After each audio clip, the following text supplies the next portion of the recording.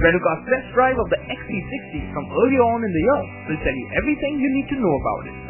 Now those of you who are used to Volvo are going to say, boring, boxy, square. Well, not like that anymore. The XC60 is definitely a breakaway from Volvo design. Take a look at it. Yes, the distinctive nose and trademark sculptured shoulders are still there. But other than that, the last vestiges of Volvo's formerly boxy lines have been completely wiped away.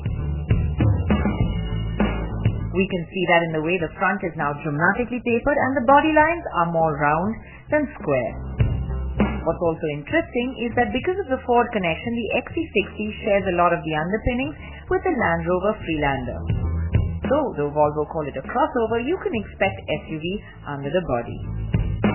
Now, Volvo may not turn heads, but it's surely a pretty car. And the difference inside the Volvo is more dramatic than the outside. Gone is the Spartan IKEA feel. This is more a world of luxury. The inside of the XC60 will surprise you as much as the outside. It's not that very staid, plain interior. There's lots of chrome, wood, beige, chocolate.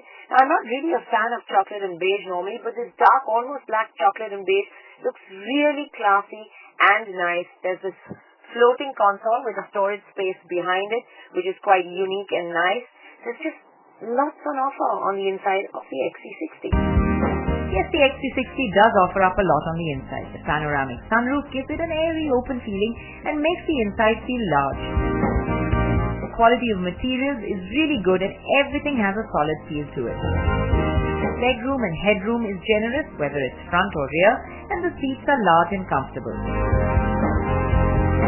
The boot can also take all your luggage, and for those who want more space, the seats fold flat into the floorboard in a 40-20-20 split. The tailgate also has a powered closure.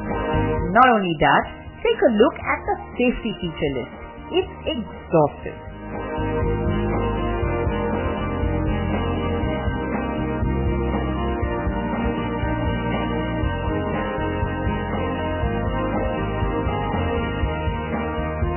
That's not all, the XC60 comes with more. Volvo's newly developed city safety system.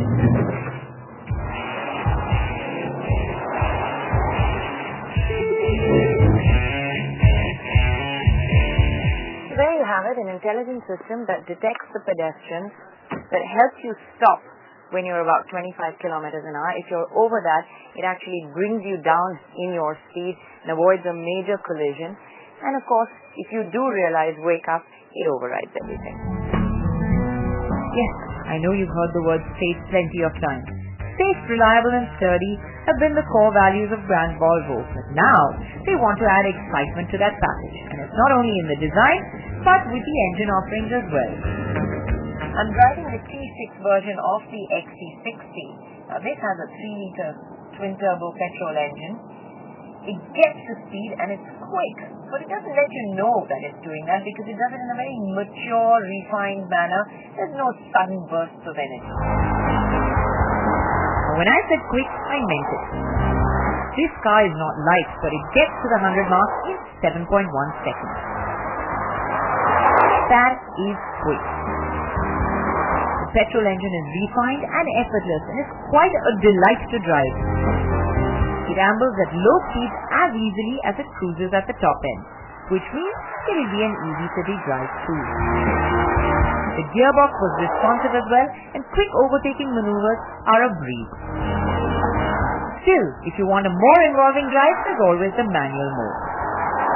Talking about involving, how does it handle? The steering is light but accurate, takes the car exactly where you want it to go, but doesn't offer you much feedback. Well, it is an SUV, but despite the generous ground clearance of 230mm, the XC60 is quite low-slung and feels car-like to drive. Body roll is well contained, and the XC60 never feels oversized. At reasonable speed, the XC60 corners pretty well, and it's only when you push it really hard that you begin to realize it is an SUV. Now, though Volvo call it a crossover, this car can do some stuff SUVs do. It has an advanced Haldex all-wheel drive system which detects tire slip and transfers torque as needed to the tires, so it can do some off-roading. Now most of the time, on-road in India feels like off-road. So how does the XC60 handle that? Well, one can opt for the package with the continuously controlled chassis where you can set the car to comfort, sport or advanced for the kind of ride and drive you want. So really this XC60 will be a comfortable backseat experience as well. Now in India you would also get the diesel engine variant of the XC60. Not the boxy square looking Volvos we're used to seeing. This one is much fresher, much younger and is the design direction of the Volvos we're going to see in the future. The interiors too, not plain Jane, quality, luxury, really feels premium on the inside with loads of features. You even have the City Safe, which is an ideal feature for the Indian version of this car. Now, you're going to have two engines on offer, the petrol and the diesel. They're both nice engines. Handles well, this car's got loads of space. Like I said, it really feels like a luxury SUV. May not be as involving a drive as a BMW X3, may not be as fancy as an Audi Q5, but hey, it's cheaper than both of them, and I don't see why anyone shouldn't buy one. Everybody has been waiting for Maruti Suzuki's rival to Honda's Civic, Toyota's Corolla. This is the Suzuki Kidzashi we are talking about, and it has been 5 years on Indian streets. The bold, handsome-looking Suzuki Kidzashi will be powered by a 4-cylinder 2.4-liter petrol motor, the same motor that does duty in the Grand Vitara. While the Kidzashi is pegged as a rival to the Civic, Suzuki aim to plant it somewhere in between the Civic and the Accord. Expect the Kidzashi in showroom at the end of 2010 with an estimated price tag of 16 to 17 lakh rupees. While Hyundai gave its Verna a facelift not too long ago, they have more in store for the Indian market as these spy shots tell us. Under all that cladding sits Hyundai's RB Saloon. It was first shown at the Moscow Motor Show. It is a repackaged Verna with new bumpers, a new front grille, bonnet and headlights. It incorporates Hyundai's fluidic sculpture design language. The RB Saloon is available with Hyundai's new 1.4 and 1.6 Gamma petrol engines, producing 106 bhp and 122 bhp. This car needs to be all powered up to take on competition from Maruti Suzuki's SX4, Volkswagen's Vento and Honda City. We expect Hyundai's RB Saloon to be in showrooms sometime early next year.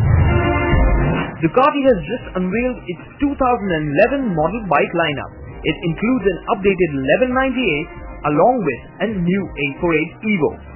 The 1198 now features Ducati's traction control, Ducati's data analyzer and a quick shift gearbox.